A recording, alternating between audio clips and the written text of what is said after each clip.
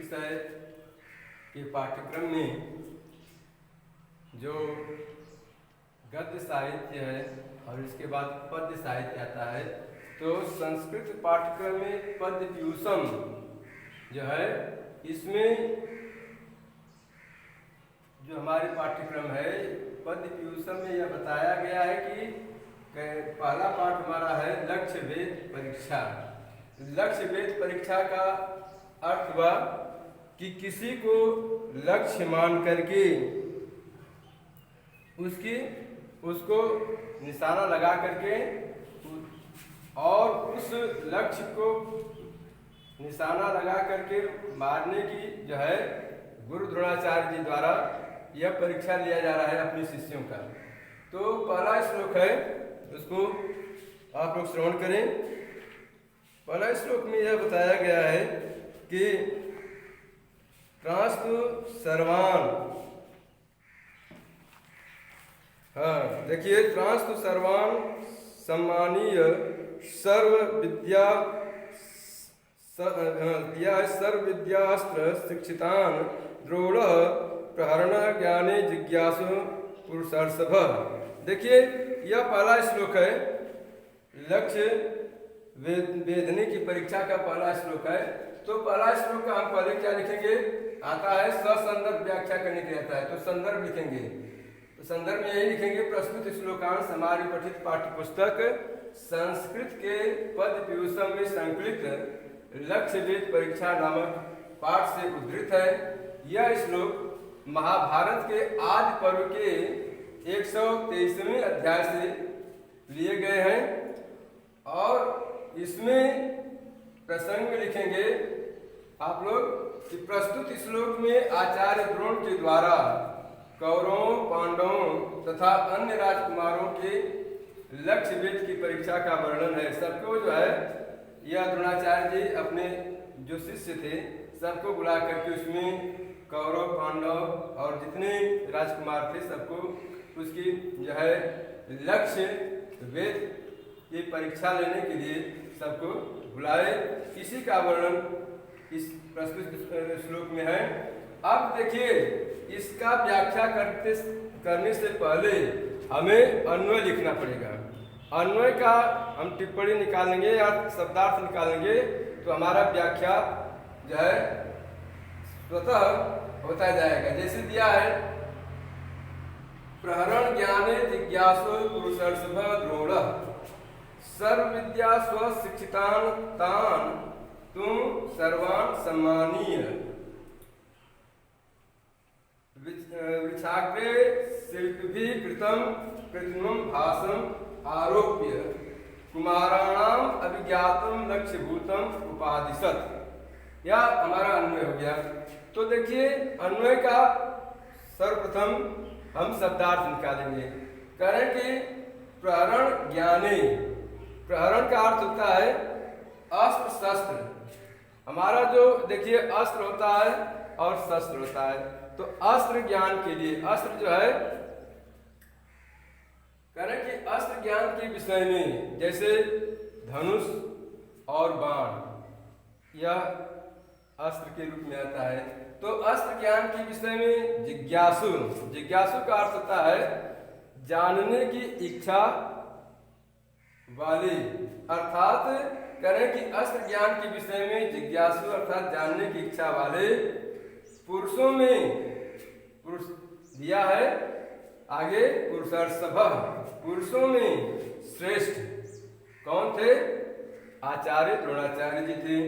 तो पुरुषों में श्रेष्ठ द्रोणाचार्य जी ने स्वशिक्षितान अपने सभी शिष्यों को, जो सभी विद्याओं शास्त्रों में शिक्षित जितने शिष्य थे, सर्व विद्या स्वशिक्षितान सभी विद्याओं एवं अस्त्रों में शिक्षित उन सभी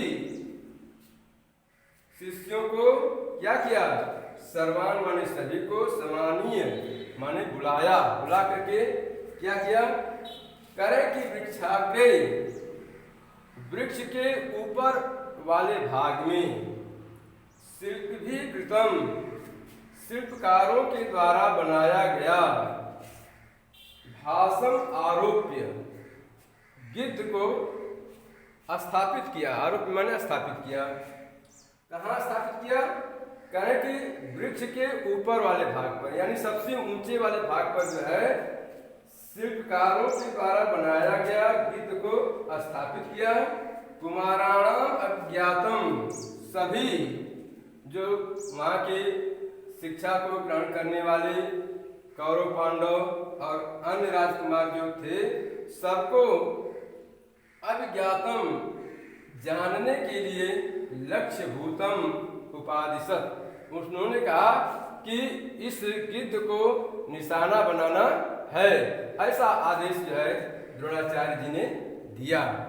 और इस आदेश को क्रमशः सभी शिष्य, अगले श्लोक में जो है आएगा प्रसंग, सभी शिष्य जो है एक एक करके निशाना बनाया, लेकिन किसी का निशाना वहाँ पर नहीं लगा।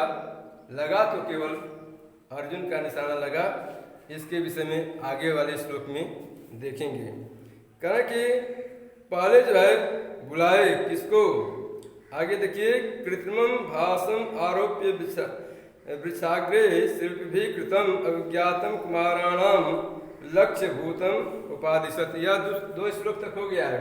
तीसरा श्लोक देखिए, शीघ्रं भवन्तः सर्वे अपि धनुष्यादय सत्वरः भासमेतं समुद्दिश्य तिष्ठध्वं सन्धि तेषवः मद वाक्य समकालं तु शिरो अस्य विनिपात्यताम् एकैकसे या एकैकसो नियुक्ष्यामि तथा कुरुत पुत्र का।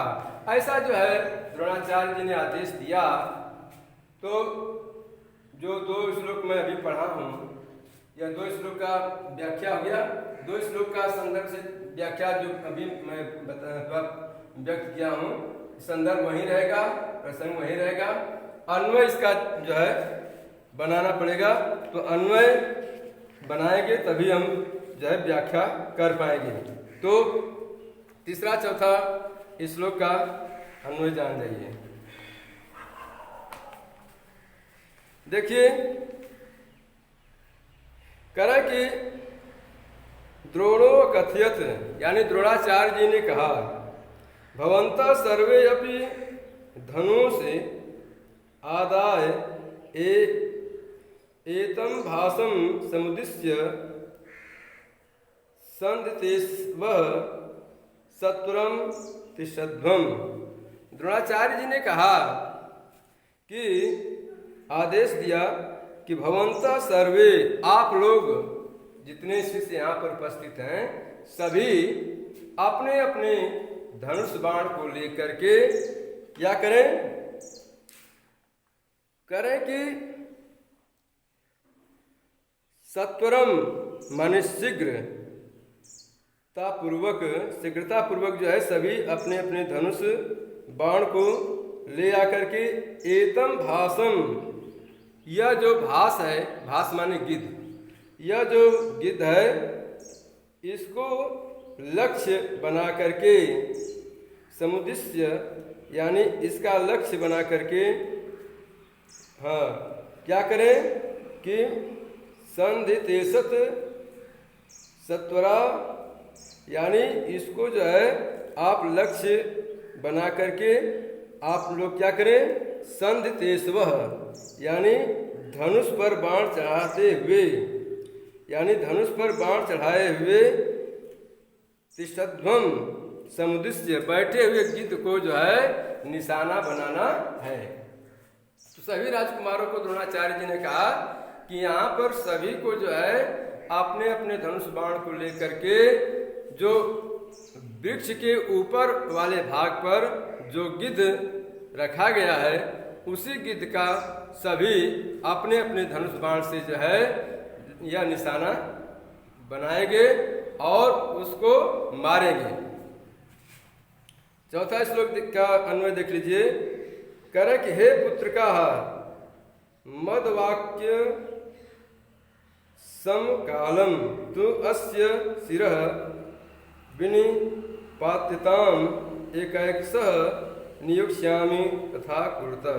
उन्होंने कहा द्रोणाचार्य जी ने कि हे पुत्रों, देखिए शिष्य जो है पुत्र के समान होता है, हे पुत्रों, मद वाक्य समकालम, यानी मेरे वाक्य को जो मैं कह रहा हूँ उसको कुछ समय तक सुन करके तू अस्य शिरः, आप लोग जो है क्या करें, इसके सिर को क्या करना है, लक्ष्य भेद करना है। शिरः विनिपात्यताम, इसके सिर को मार करके गिराना है। आगे कह रहे हैं कि एकैकशः नियोक्ष्यामि तथा कुरुतः, या नहीं कि एक ही साथ नहीं, एक एक करके जो है इस गिद्ध का निशाना बना करके इस गिद्ध को क्या करना है, इसके गिद्ध के सिर को जो है काट करके नीचे गिराना है। किससे गिराना है, अपने अपने धनुष बाण से गिराना है।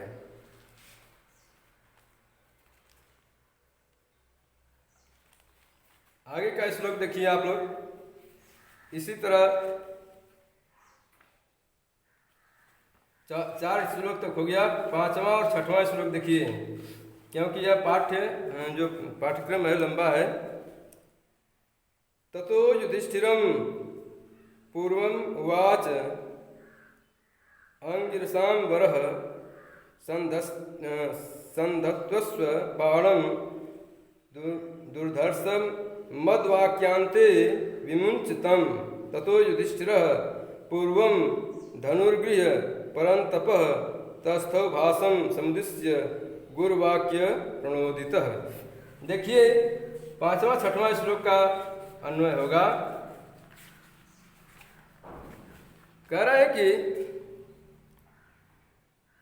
ततः अंगिरसां वरः पूर्वं युधिष्ठिरम् उवाच दुर्धर्षं बाणं संधत्स्व मद्वाक्यान्ते तं विमुञ्च। ततः पूर्वं गुरुवाक्य प्रणोदितः परन्तपः युधिष्ठिरः धनु गृह्य भासं समुद्दिश्य तस्थौ। देखिए पहले जो है गुरु द्रोणाचार्य जी ने पांडवों के पक्ष से युधिष्ठिर को उन्होंने बुलाया कि युधिष्ठिर तुम अपने धनुष बाण को लेकर के आओ और तुम किसको देख रहे हो पहले उसके विषय में बताओ, और तब जा करके तुमको लक्ष्य भेद करना है, तुम क्या देख रहे हो। तो द्रोणाचार्य के प्रश्न को सुन करके कह रहे कि ततः अंगिरसम वरः, यानी अंगिरा वेद पुराणों में प्रसिद्ध एक ऋषि हुए हैं, उनका गोत्र प्रचलित है और यही अंगिरा गोत्र जो है यह द्रोणाचार्य जी के लिए प्रयुक्त किया जाता है। अर्थात अंगिरसः यानी अंगिरा वेद पुराणों में प्रसिद्ध एक ऋषि हुए हैं, उनका गोत्र प्रचलित है। द्रोणाचार्य उसी गोत्र के श्रेष्ठ ऋषि हैं, यानी अंगिरा गोत्र के द्रोणाचार्य जी श्रेष्ठ ऋषि हैं। आगे बता रहे हैं कि कह रहे हैं कि वरः पूर्वम युधिष्ठिरम उवाच, यानी श्रेष्ठ, वरः माने श्रेष्ठ होता है, श्रेष्ठ ऋषि हैं। पूर्वम माने पहले, सर्वप्रथम युधिष्ठिरम उवाच, युधिष्ठिर से, यानी युधिष्ठिर से कहा। कौन कहा? द्रोणाचार्य जी ने युधिष्ठिर से कहा। क्या कहा? करें दुर्धर्षम बाणम संधस्त, तुम अपने दुर्धर्षम जिसे कोई सह न सके, जो बाण का प्रहार होता है असहनीय होता है, करें जिसे कोई सह न सके, यह बाण का विशेषण है। तो उन्होंने कहा कि तुम अपने धनुष बाण को लेकर के क्या करो, उपस्थित हो जाओ और क्या करना है? संधस्व,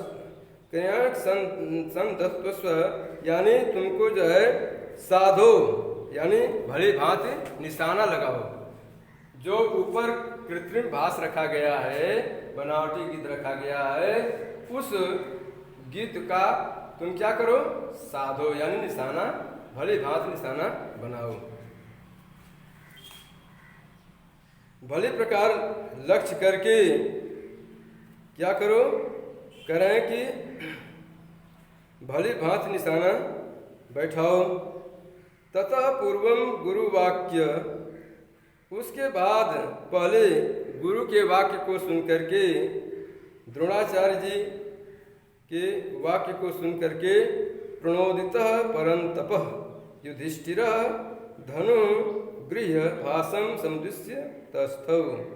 अब जो है शत्रुनाशक, परंतप माने होता है शत्रुनाशक, कह रहे हैं कि गृह माने धारण करके, पकड़ करके, कह रहे हैं यह जो है पौराणिक प्रयोग है। तो ग्रहण करके, धारण करके, क्या धारण करके? धनुष को धारण करके, भाषम समुद्दिश्य तस्थौ, यानी उस गिद्ध को का उद्देश्य करके, यानी भली प्रकार लक्ष्य करके स्थित हुए, बैठ गए, निशाना लगा लिए। कौन? युधिष्ठिर, यानी उस गिद्ध को भली भांति साधते हुए, निशाना लगाते हुए युधिष्ठिर बैठ गए। आगे के श्लोक में बताया जाएगा 7वां और 8वां श्लोक में। देखिए, ततो वितत धनवानम द्रोणस्तम कुरुनंदनम स मुहूर्ताद वाचेदम वचनम भर्तर्षभ। आगे देखिए, अब एक श्लोक और देख लीजिए। कह रहे कि पश्यैनम त्वं द्रुमाग्रस्थम भासम नरवरात्मज। कह रहे कि पश्यामि तेव माचार्यम प्रत्युवाच युधिष्ठिर। अब देखिए, जो द्रोणाचार्य जी ने प्रश्न किया, लेकिन उस प्रश्न का उत्तर यह युधिष्ठिर सही ढंग से नहीं बताए और जो है उस लक्ष्य वेद परीक्षा में सफल नहीं हुए। देखिए, कह रहे हैं कि हे भर्तर्षभ, ततः वितत धन्वानम तम कुरु नंदनम मुहूर्तात स द्रोण इदम वाच्यम वाच। कह रहे कि भर्तर्षभ, यानी हे भारत वंश, यानी देखिए किसके नाम पर जो है हमारे देश का नाम पड़ा है? कह रहे कि हस्तिनापुर के राजा दुष्यंत के पुत्र भरत के नाम पर हमारे देश का नाम भारत पड़ा है। लेकिन यहाँ पर दिया है वहीं द्रोणाचार्य जी हैं और कह रहे हैं कि भरत वंश के उत्तम जो यह थे पांडवों के, युधिष्ठिर सबसे बड़े थे। इसलिए द्रोणाचार्य जी ने कहा कि हे भरत वंश के उत्तम, कह रहे हैं कि भरत वंश में श्रेष्ठ, कह रहे हैं कि वितत धनवानम, यानी धनुष को ताने हुए, वितत माने ताने हुए, धनुष को ताने हुए, कुरुनंदनम, कुरु वंश को प्रसन्न करने वाले, मुहूर्तात माने थोड़ी देर में क्या करो? उवाच, कहा, बोले, यानी थोड़ी देर में द्रोणाचार्य जी ने बोले। किससे बोले? आगे बताया जा रहा है। कह रहे कि हे नरवरात्मज त्वं द्रुमा प्रस्थम एवं भाषम पश्य युधिष्ठिर। कह रहे कि हे नरों में श्रेष्ठ, नर माने होता है मनुष्य, हे मनुष्यों में श्रेष्ठ, राजाओं के राजकुमार, यानी मनुष्यों में, नरों में श्रेष्ठ राजाओं के राजकुमार कौन थे? कह रहे हैं कि द्रुम ग्रस्थम यानी वृक्ष के अग्रभाग में ऊपर स्थित, यानी वृक्ष के ऊपर स्थित तुम क्या देख रहे हो? ऐसा द्रोणाचार्य जी ने युधिष्ठिर से प्रश्न किया। यानी वृक्ष के ऊपर स्थित प्रत्युवाच, यानी उन्होंने कहा कि आप क्या देख रहे हैं?